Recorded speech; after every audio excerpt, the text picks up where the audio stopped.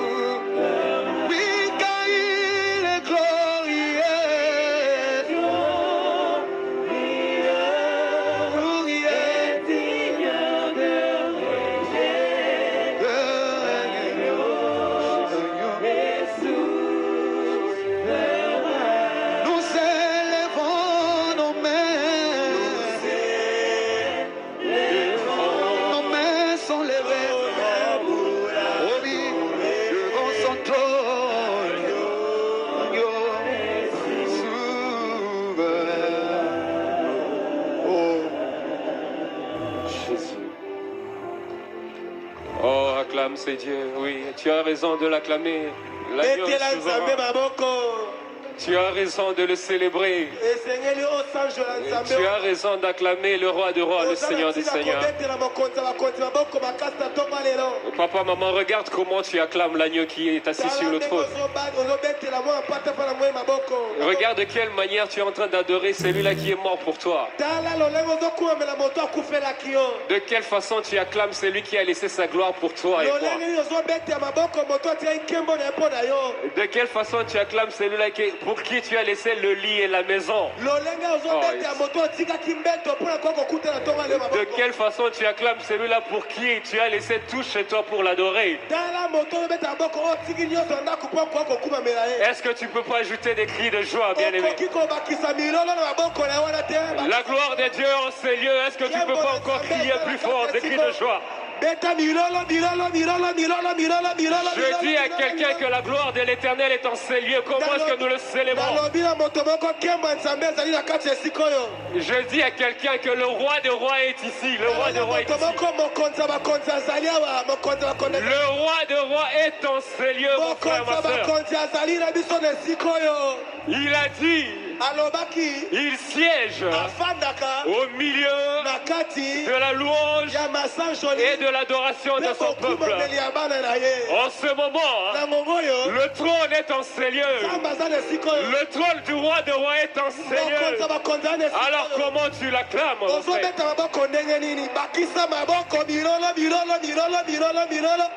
Ne t'arrête pas encore parce qu'il est là. Il siège au milieu de tes acclamations. Il siège au milieu de tes cris de joie. Il est en train de traiter ton dossier pendant que tu l'acclames.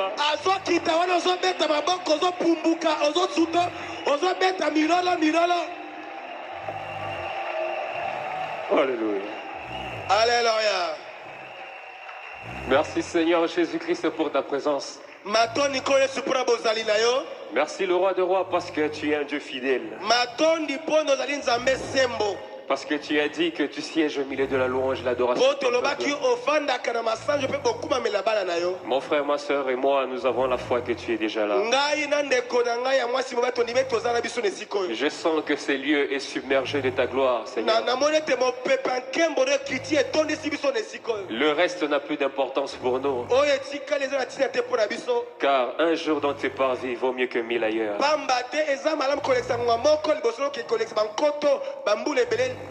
C'est ici, Seigneur, que nous nous sentons chez nous. Auprès du Père. Auprès du roi de rois. Et nous n'avons rien à craindre. Parce que tu es avec nous. Reçois la gloire. Reçois l'honneur. Reçois les cris de joie. Au nom de Jésus-Christ. Amen. Amen. Amen. Amen. Nous pouvons nous asseoir, s'il vous plaît. Je suis tellement dans la joie de me retrouver au-devant de vous. Pour parler de la part du roi de rois. Moi, on m'appelle Saint Daniel de Christ. Gloire à Jésus. Alléluia. Je suis de la promotion Gédéon de Lubumbashi. Amen. Amen. Pour l'instant, c'est tout ce qui suffira pour que je puisse me présenter. Amen. Parce que le reste n'est pas important. Ce qui est important pour toi et moi, c'est que nous connaissons le roi de rois. Et lui nous a ramassés dans les ténèbres pour faire de nous un peuple de saints. Est-ce que tu peux l'acclamer encore une fois?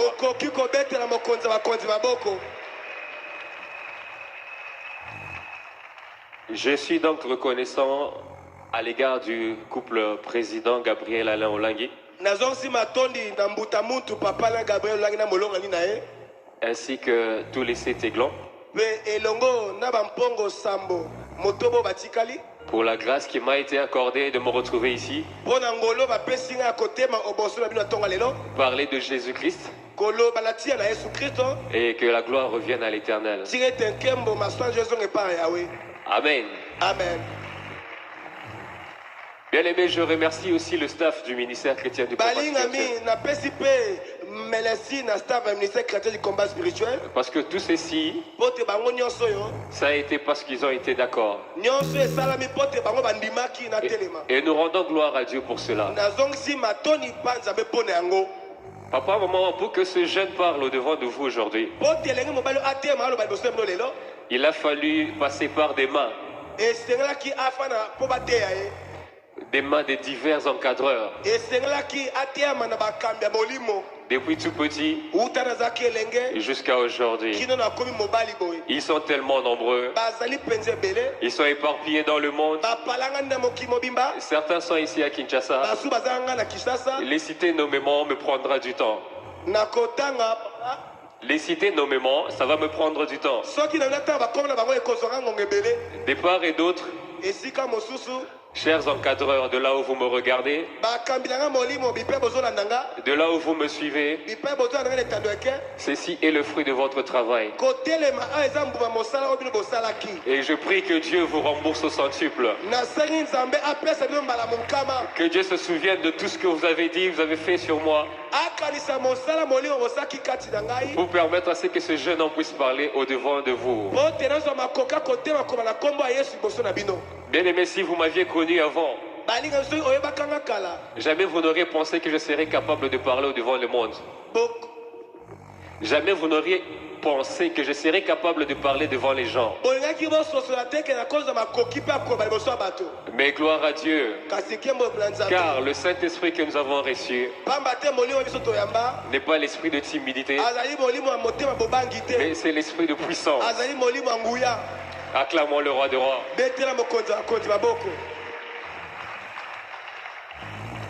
Je bénis la grâce de mon prédécesseur. Il a parlé, il a enseigné des choses poignantes.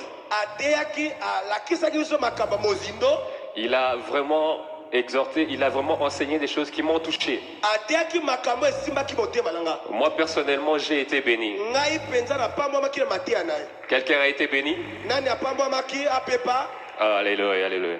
Alors, je me dis, derrière un tel enseignement,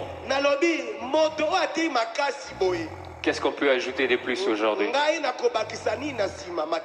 Qu'est-ce qu'il y a de plus poignant encore à mettre aujourd'hui?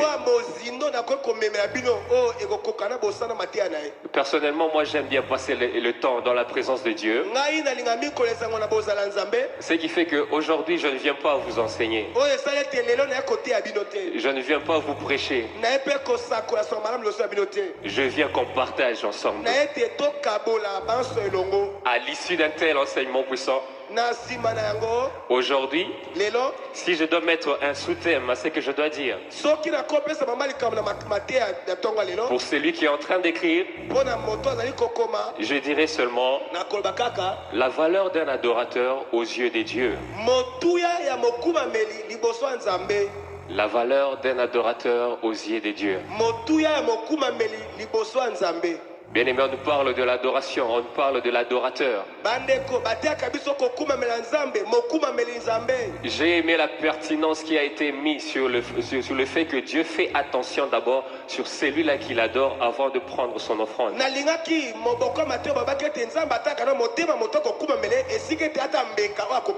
Mais dans tout cela, quelle valeur Dieu accorde à un adorateur? Bien aimé, depuis la fondation du monde,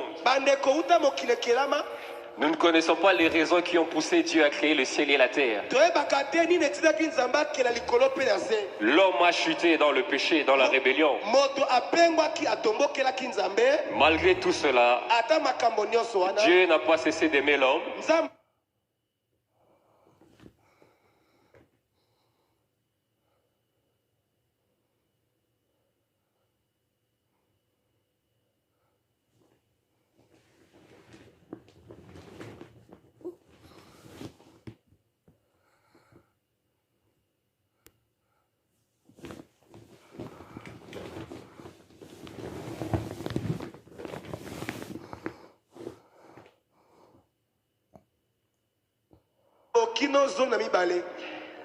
Et il y eut guerre dans le ciel. Michel et ses anges combattirent contre le dragon.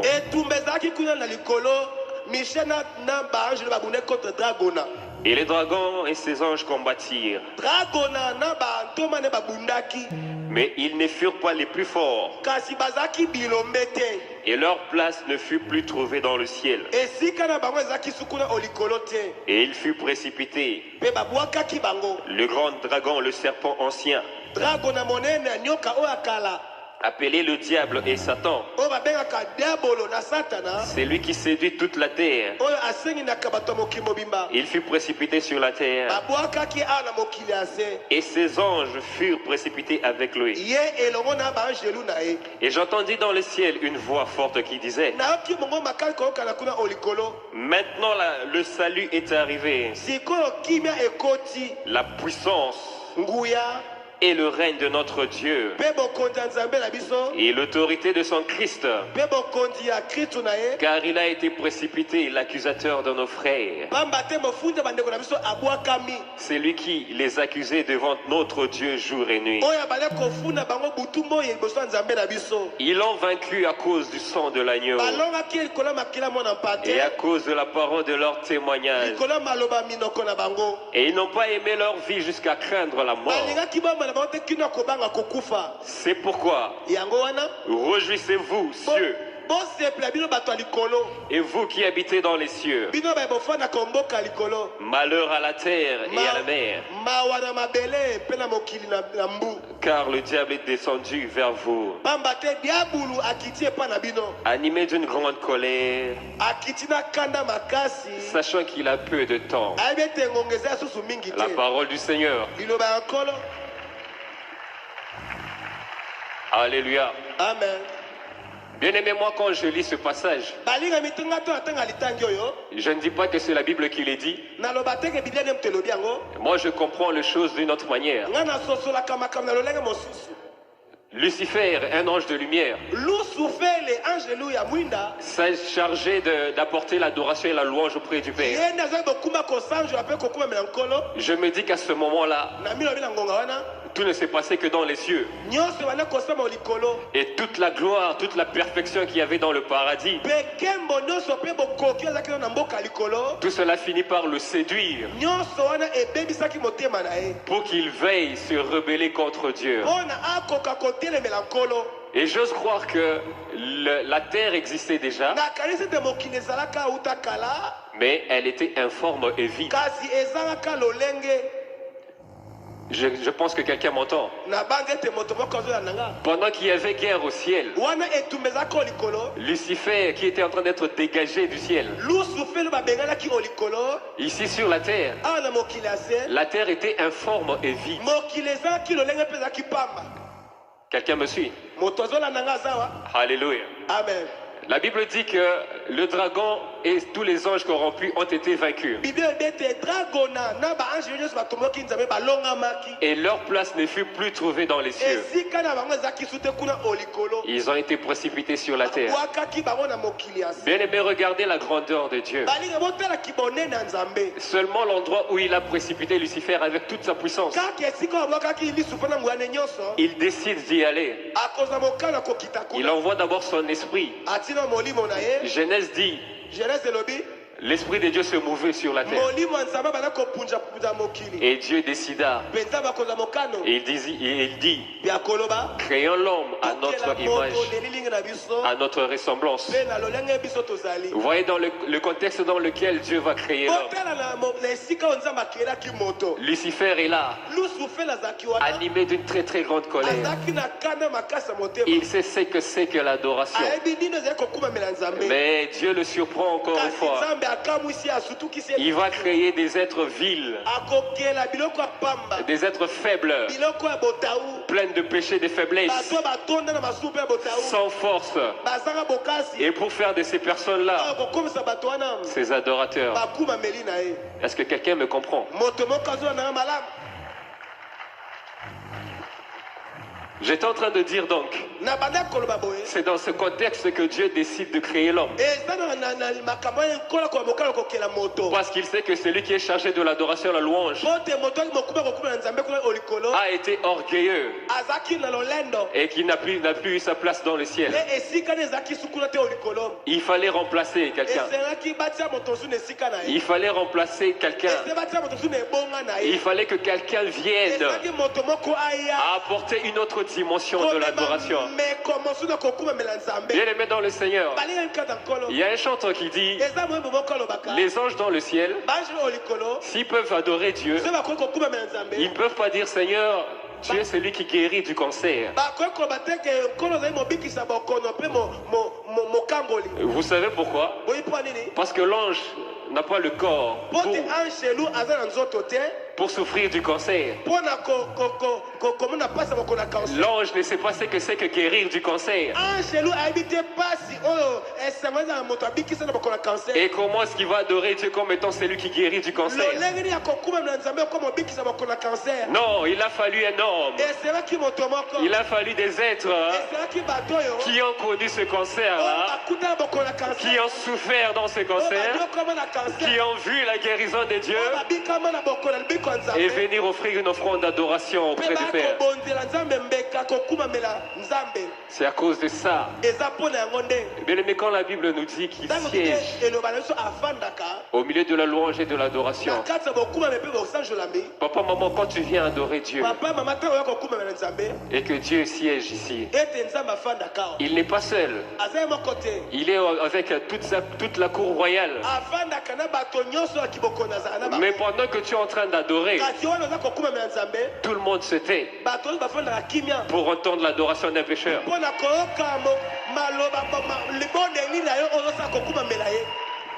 Je ne sais pas si quelqu'un comprend la valeur que Dieu donne à un adorateur aujourd'hui. Que Dieu bénisse quelqu'un. J'aimerais que quelqu'un comprenne, mais dorénavant, l'adoration, il n'y a pas une prière qui soit supérieure à celle-là. Est-ce qu'on peut acclamer le roi de rois?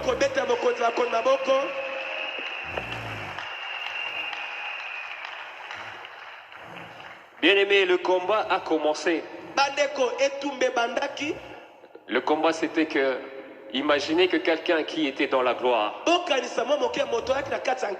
dans la perfection, matin, midi, soir, il voyait l'or dans toute une cité qui n'est fait que de ça. Et du coup, il est réduit. C'est vrai que Dieu l'a précipité avec toute sa puissance. Mais en même temps, il a créé les lieux arides pour les démons. Quelle humiliation de quitter le ciel pour être réduit à cela.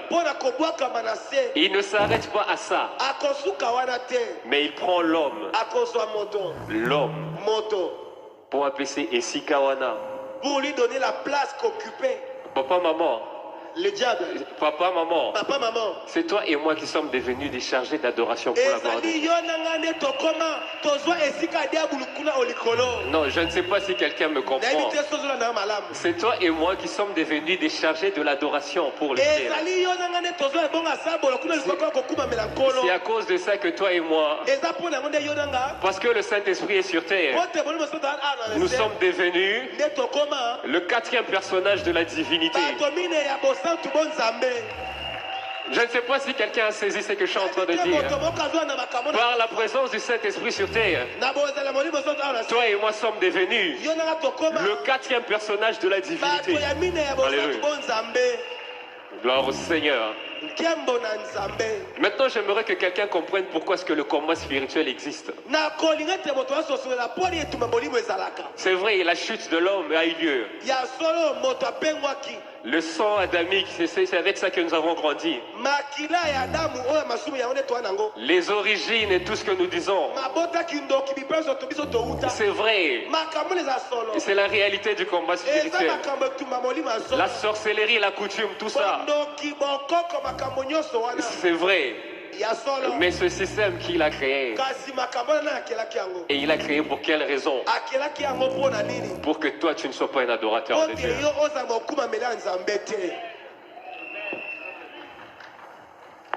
Je ne sais pas s'il y a quelqu'un qui comprend ce que je suis en train de dire. Je dis que si le combat spirituel existe aujourd'hui, papa, maman, s'il y a des combats dans ta vie, c'est pour t'écarter de cette destinée qui consiste à ce que tu sois une adoratrice de l'Éternel. Dieu veut pour toi une vie d'adoration profonde. Parce que quand tu adores Dieu, la gloire de Dieu est dans ta vie. Et si la gloire de Dieu est dans ta vie, tu vas manquer de quoi? Quelle est cette maladie qui va t'agiter? Quel est ce combat-là qui va te faire manquer la paix? Parce que Dieu siège là quand tu l'adores. Dieu siège quand tu l'élèves. célibat, c'est quoi? Devant Dieu, quand sa gloire est en ces lieux. La maladie, c'est quoi? Devant Dieu, quand lui-même est là. N'est-ce pas qu'il s'appelle Jéhovah Rapha? Est-ce que quelqu'un comprend ce que je dis? Est-ce que tu peux acclamer le roi de rois?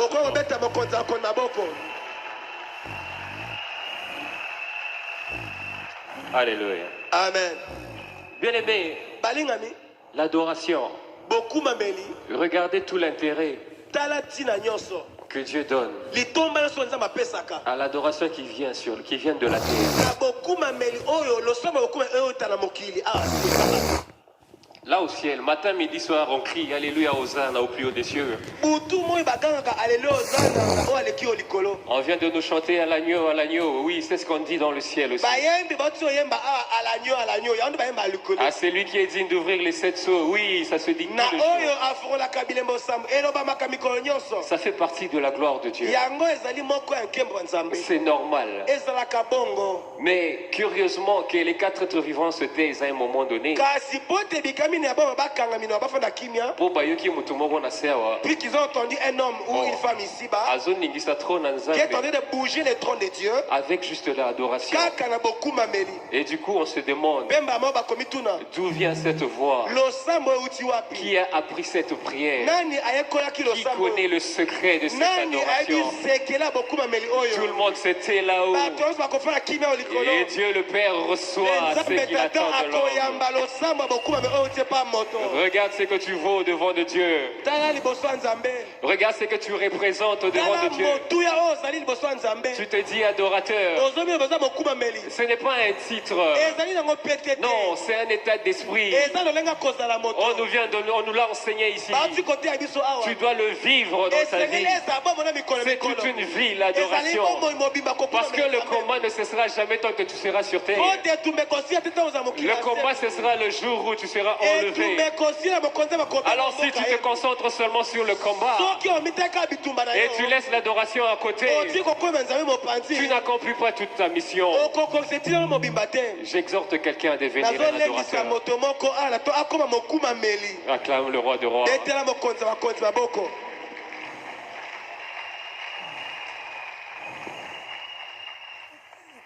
Voyez comment l'amour de Dieu est grand. Voyez comment Dieu, souverain qu'il est.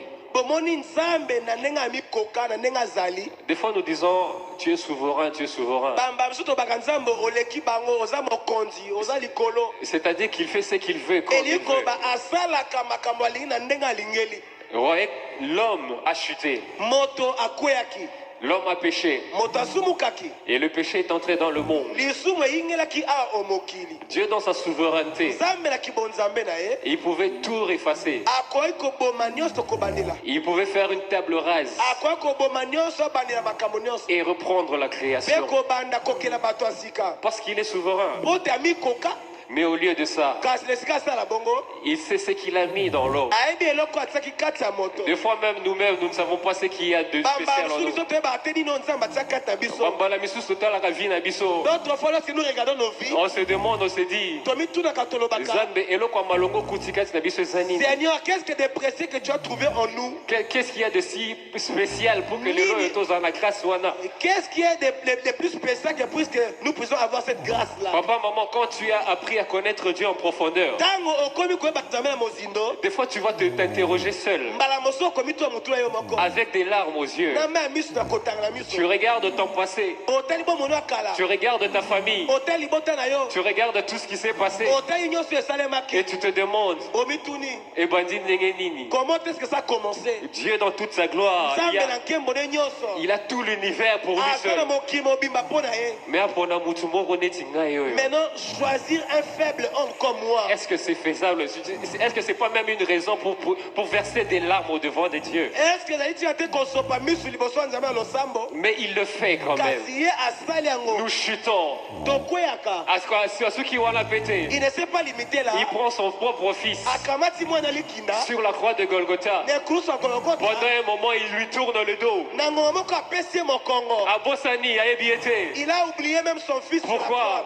Parce que son fils a porté tout le le péché du monde. Lui étant parfait, il ne supporte pas le péché. Et pour un temps, il a rejeté son fils. Parce qu'il a porté toutes les abominations du monde. Et tout ça pour qui?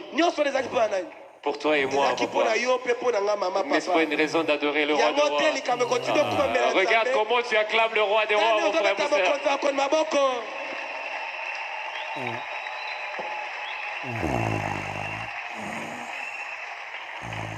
Maintenant, interroge-toi. Quelle valeur Dieu t'accorde? Quelle valeur Dieu te donne à toi qui te dis adorateur de Dieu? Vous savez, être un adorateur, ça ne se crie pas sur le toit. Tu ne vas pas sortir sur la rue pour dire aux gens, je suis un adorateur de Dieu. Non, c'est un état d'esprit. Et c'est toute une vie. Tu es adorateur parce que tu es en intimité avec Dieu.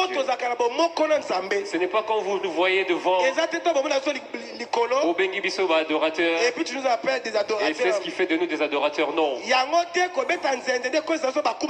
Mais la vie personnelle que tu as, la vie de chaque jour que tu mènes, le temps que tu accordes à Dieu, le temps que tu passes devant Dieu, c'est ce qui fait que tu deviens un adorateur.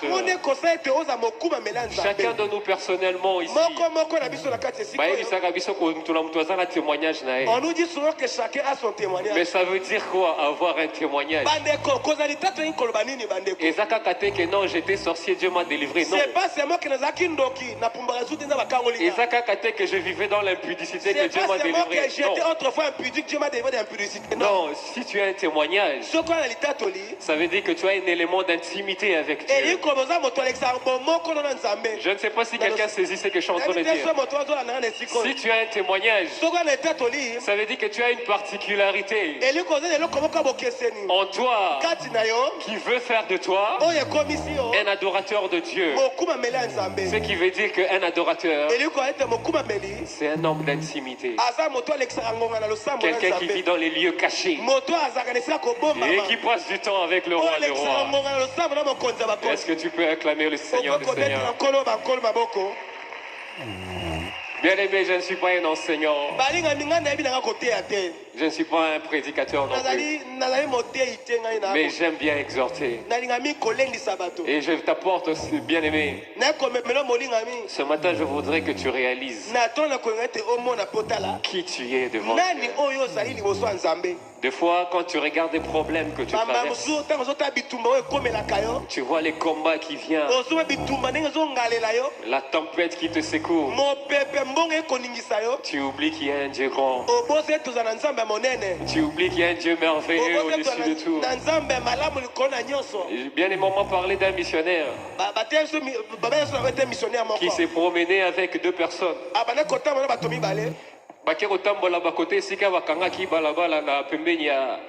Il y a hôtel du fleuve. Alors il s'est promené là où on avait barré la route, là-bas à côté de l'hôtel du fleuve. Cette histoire s'est passée il y a très longtemps. À ce moment-là, à cette époque-là, je ne sais pas si c'était l'ignorance ou si c'était seulement parce qu'il croyait qu'il avait la puissance de Dieu. Il y avait une barrière qui était devant la route. Et ils ont voulu dépasser cette barrière pour passer. Les soldats les ont arrêtés. Les soldats les ont fait asseoir par terre. Alors les soldats commençaient à les menacer avec les armes. Bien aimé, combat spirituel, à ce moment-là, tous les enseignements du combat spirituel avaient disparu dans leur tête. Ils avaient maintenant peur de la mort. Ils ne savaient plus quoi dire. Et nous sommes seulement les serviteurs de Dieu. Mais vous les serviteurs de Dieu, ne savez-vous pas qu'il y a ici une barrière? Alors ils ont dit à l'un d'eux, lève-toi, cours et ne regarde pas derrière toi. Il commençait à pleurer. Oh non, oh, vous allez me tuer. Bien aimé, regardez ce qui nous arrive parfois. Ça fait rire, hein? Mais regardez ce qui nous arrive quand le combat devient difficile. Nous oublions que Dieu est au-dessus de nos combats. Pendant que nous sommes des adorateurs. C'est-à-dire que le secret d'un adorateur, combat ce qui est. Lorsque le combat arrive, tu as le moyen de déplacer le trône et qui te siga bitumano ezali. Et le faire descendre là où il y a ton combat. Est-ce que quelqu'un comprend ce que je dis? Maman, n'habite ce que ce la maman, je ne sais pas si tu comprends la profondeur de ce que je te dis. Des fois que tu as des enfants, les enfants qui te font mal à la tête, tu te demandes à la JCC, tu dis, pourquoi est-ce que mes enfants ne peuvent pas ressembler à ces jeunes? Mais toi-même, lorsque tes enfants commettent une erreur, tu commences à les insulter, tu commences à les donner des noms que tu as inventés. Et plus tard, quand tu viens à l'intercession, je ne sais pas, la chaîne de prière, Jésus, mes enfants.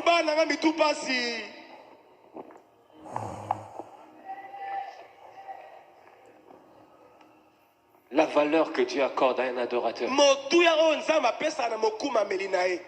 Bien-aimé, est-ce que tu te connais? Tu adores les seigneurs. Tu te dis que je t'adore, je te bénis, amen, amen. Et ceux qui voient, et pour toi l'adoration se limite là. Non. C'est plus que ça. L'adoration, c'est une histoire d'amour. L'adoration, c'est une histoire d'amour avec son Créateur. Parce que lui nous a aimés le premier. Il dit dans sa parole, il n'y a pas de plus grand amour que de donner sa vie pour l'autre. Il ne se limite pas à ça. Lui-même le prouve. Il va sur la croix et il meurt pour nous. Quel est ce genre de Dieu? Quel est ce Dieu? Est-ce que dans ces mots pourras-tu rencontrer un tel amour? Alors quand il s'agit d'adorer, pourquoi tu vas réfléchir? Quand il s'agit d'élever Dieu, pourquoi tu vas réfléchir? Parce que tout c'est dans ton avantage. Parce que quand tu vas adorer Dieu, Aokita, il va descendre, Atali, il va regarder qui est cette personne, comment il est arrivé à pouvoir comprendre ces choses.